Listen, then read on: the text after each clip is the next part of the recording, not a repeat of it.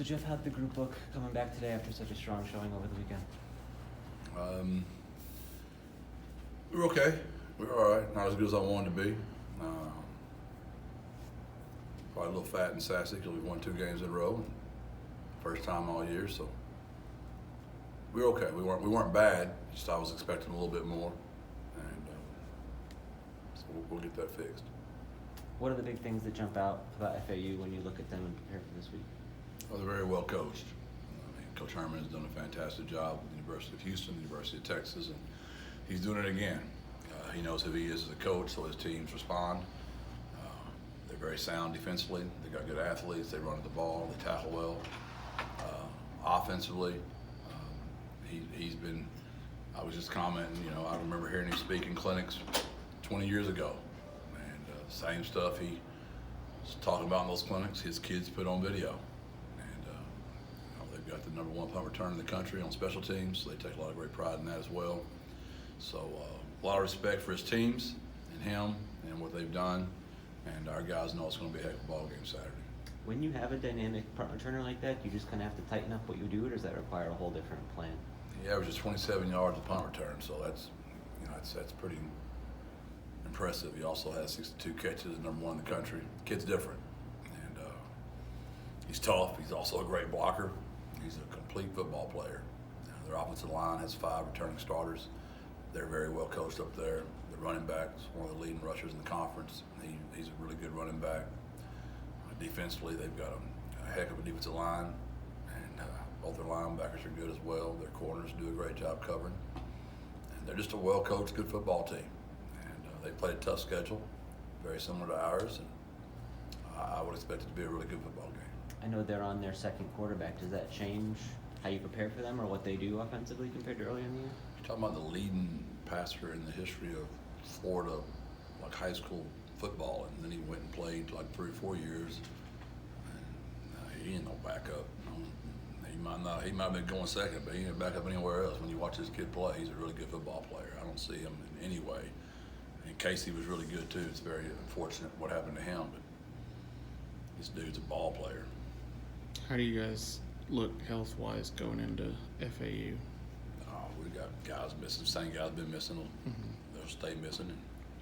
Any update on Buffalo? He could go if he needed to right now. He's not 100%, but he could go if he needed to. He's just not quite there, but he could go if he had to. And then I noticed Clark wasn't on the depth chart. Is that for redshirt possibilities or? We don't know yet. We really don't know. Obviously, he has 2 games left that he could play. We really don't know where that is yet. We're talking to Rashad Wisdom today, I think, and we spoke yesterday about special teams.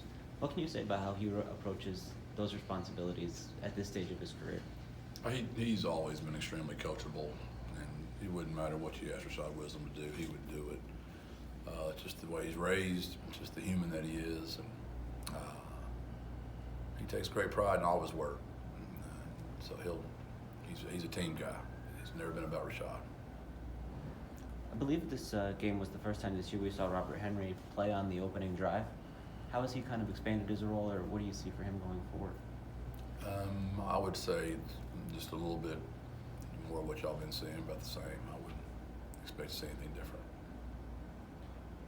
We saw Martavius French step into the starting lineup for the first time, or I guess it was the second time, but as the year's gone on, he's been doing that more often. What is it that's allowed him to kind of step forward?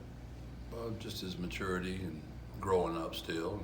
Sometimes it's matchups. And him, Avery, Liggins, those guys have been, basically we see all of them as starters. We're halfway through the regular season now. I'm curious, is there any freshmen or scout team guys who you think have shown well through practices in the past couple months who you think we might start to get a glimpse of, or even to keep an eye on for future years? We wouldn't do it until the last 4 games if we were going to do it. We try our best to hold off on that with those kids, and then they know they can get 4 and hopefully 5, maybe 6. It just depends on how we do, right? But is there anybody in that group who you think has kind of caught your eye or could be one of those guys when that time comes? There are. I know we talked yesterday about Josh Cephas and setting the program's receiving record. I just wanted to check in. I know he's still dealing with his legal situation off the field. Has that impacted him at all through the year, or has it been business as usual with him? Not at all. I have one unrelated question. Okay. So you have a lot of alumni that are assistant high school coaches here in the city, and a couple of high school coaches, I guess, in Nate and Shad. How healthy is that for this program and just the relationships that you have so many guys out there here in San Antonio? Yeah, they're big fans. They always text and they always stay in touch. They're very proud of the program. They should be for what they contributed. And we're so new and we're so young. Those guys, they're the founders of all this stuff. So it's pretty cool. I can imagine the pride they have in that. Pretty special group, and happy for those guys. And I know they're proud of this place too. But for the lifeblood of this program, is it a good thing to have all those guys scattered around? Can't have enough of them. But the Texas High School Coaches Association is pretty loyal to their own, and me coming from that brotherhood helps as well. Now, if you could put the THSCA and a road runner on top of it, that's pretty powerful. So, yeah, those guys have been very loyal to us, and we're very grateful for that.